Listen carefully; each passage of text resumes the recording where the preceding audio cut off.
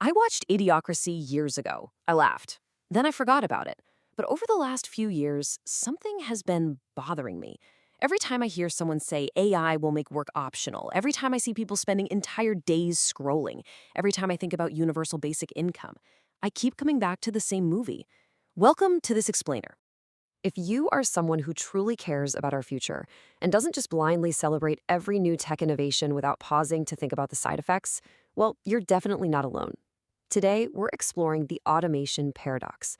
We're looking at this massive impending collision between artificial intelligence, human motivation, and our collective future. We're standing at this entirely unique crossroads in human history where our technological advancements might actually be outpacing our basic understanding of what it even means to be human. Okay, let's dive right into this. Section 1, the Idiocracy Prophecy, Fiction versus Reality. At its core, Mike Judge's film paints this crazy dystopian picture of the year 2055. But here's the fascinating part. The movie's real warning isn't actually about genetics or human intelligence just inherently decaying on its own. The true danger it highlights is collective incompetence, our deep dependency on tech, and just mass consumerism.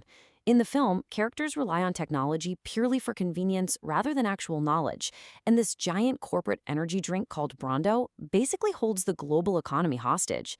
Fast forward to nearly 20 years after the movie's release, and today, we literally have more cell phones on Earth than people. Real-world corporations like PepsiCo wield immense influence over global markets. Even the director, Mike Judge, when reflecting on recent years, joked that he really didn't want the movie to get popular by the world getting stupider faster. He said he was 450 years off. So, let's look at how we get there. Section 2, A World Without Work, the Silicon Valley Utopia. A lot of tech leaders, Elon Musk being one of the most vocal, have been making versions of this point for years now. The core argument is that AI and advanced humanoid robots will steadily eliminate the kinds of jobs that humans currently do.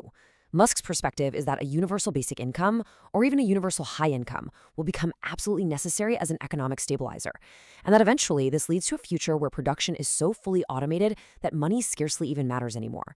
It's a wild vision to consider, right? One that fundamentally treats human labor as a fun aesthetic choice, rather than a biological necessity. But when we rigorously examine this assertion, the idea that work could be entirely optional in just 20 years, the practical realities hit pretty hard. Because achieving this requires the near total automation of the entire global capital stock. It requires completely untested universal redistribution mechanisms and stable political institutions that can somehow handle all of this while navigating a massive $38 trillion in U.S. public debt. Fitting that level of transformation into a 20-year window requires an inconceivable compression of capital formation and institutional evolution. I mean, it is an astronomical leap. And this brilliantly illustrates the exact economic dilemma we're facing, which is detailed in David H. Otter's paper on the paradox of abundance. The paradox goes like this. Rapid technological change threatens social welfare, not because it creates scarcity, but because it augments abundance. Think about it. For most citizens, the primary income-generating asset they possess is their own scarce labor.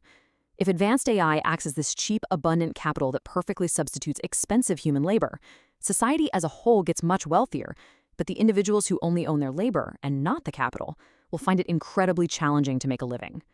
The real threat here isn't running out of things, it's excess. Which brings us to a major plot twist, Section 3, the effort paradox, why we need to struggle. You often hear the lazy human hypothesis used as the main argument against a post-work future.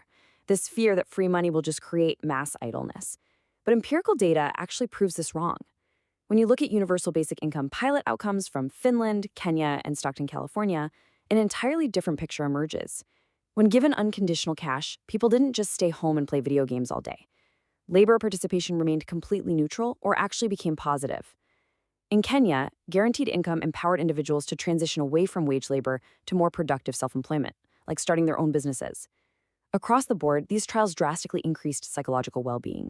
So the crucial point here is that humans aren't inherently lazy. Actually, scratch that. It's more like we're wired to find effort itself deeply rewarding as long as it leads to meaningful progress. In behavioral economics, this is known as effort justification, which is famously demonstrated by the IKEA effect. Research shows that labor alone is enough to increase a person's valuation of a product.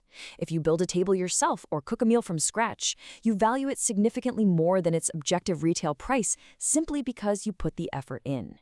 We are quite literally hardwired to seek out successful outcomes from our own labor. And this ties perfectly into self-determination theory. We don't just work for financial rewards or the primal search for calories. We work to satisfy three fundamental psychological needs. First, autonomy, which is the freedom of choice. Second, competence, which is achieving true mastery over our environment. And third, relatedness, which is our deep connection to others. A completely automated, post-labor society threatens to undermine every single one of these exact needs if we don't find new, meaningful ways to exert effort. So what happens when that effort is taken away? Section 4, Monopolies of the Mind, the Real Dystopia. Author Peter Fraze offers a genuinely chilling perspective on this from our source material. He hypothesizes that an economy that makes humans superfluous as producers still desperately needs them as consumers.